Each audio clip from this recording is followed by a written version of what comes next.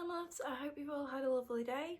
I keep saying I'm going to do these earlier and end up later and later every time.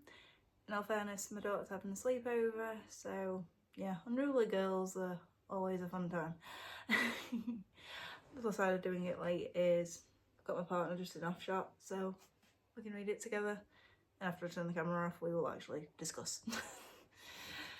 Right, so today's reading is Matthew 12:1 to 21. Jesus is Lord of the Sabbath. At that time, Jesus went through the cornfields on the Sabbath. His disciples were hungry and began to pick some ears of corn and eat them. When the Pharisees saw this, they said to him, "Look, your disciples are doing what is unlawful on the Sabbath." He answered, "Haven't you read what David did when he and his companions were hungry? He entered the house of God, and he and his companions ate the consecrated bread, which was not lawful for them to do, but only for the priests. Or haven't you read in the law that the priests on Sabbath duty in the temple desecrate the Sabbath and yet are innocent? I tell you that something greater than the temple is here. If you had known what these words mean, 'I desire mercy, not sacrifice,' you would not have condemned the innocent, for the Son of Man is the Lord of the Sabbath." Going on from that place, he went into their synagogue, and a man with a shriveled hand was there, looking for a reason to bring charges against Jesus. They asked him, "Is it lawful to heal on the Sabbath?" He said to them, "If any of you has a sheep and it falls into a pit on the Sabbath, will you not take hold of it and lift it out? How much more valuable is a person than a sheep? Therefore it is lawful to do good on the Sabbath." Then he said to the man, "Stretch out your hand." So he stretched it out, and it was completely restored, just as sound as the others. But the Pharisees went out and plotted how they might kill Jesus, God's chosen servant. Aware of this, Jesus withdrew from that place. A large crowd followed him, and he healed all who were ill. He warned them not to tell the others about him. This was to fulfill what was spoken through the prophet Isaiah. "Here is my servant whom I have chosen, the one I love, in whom I delight. I will put my spirit onto him, and he will proclaim justice to the nations. He will not quarrel or cry out. No one will hear his voice in the streets. A bruised reed he will not break, and a smouldering wick he will not snuff out, till he has brought justice through the victory.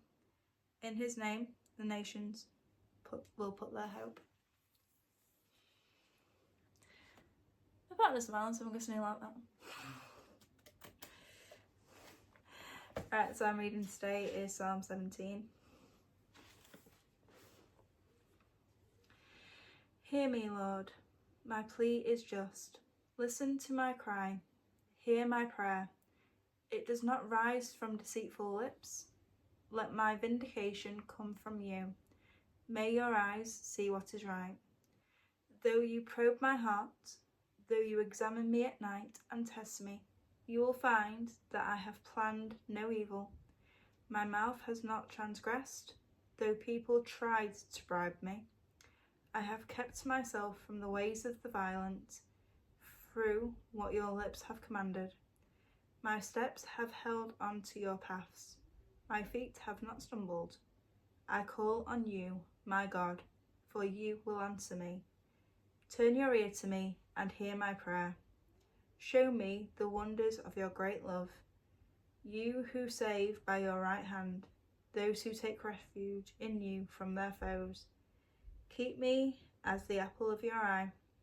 Hide me in the shadow of your wings from the wicked who are out to destroy me, from my mortal enemies who surround me. They close up their callous hearts, and their mouths speak with arrogance. They have tracked me down. They now surround me. with eyes alert to throw me to the ground. They are like a lion hungry for prey, like a fierce lion crouching in cover. Rise up, Lord, confront them, bring them down. With your sword rescue me from the wicked. By your hand save me from such people, Lord, from those who this world whose reward in the, from those of this world whose reward is in this life. May what you have stored up from the wicked fill their bellies. May their children gorge themselves on it, and may there be leftovers for their little ones. As for me, I shall be vindicated and shall see your face. When I awake, I shall be satisfied with seeing your likeness.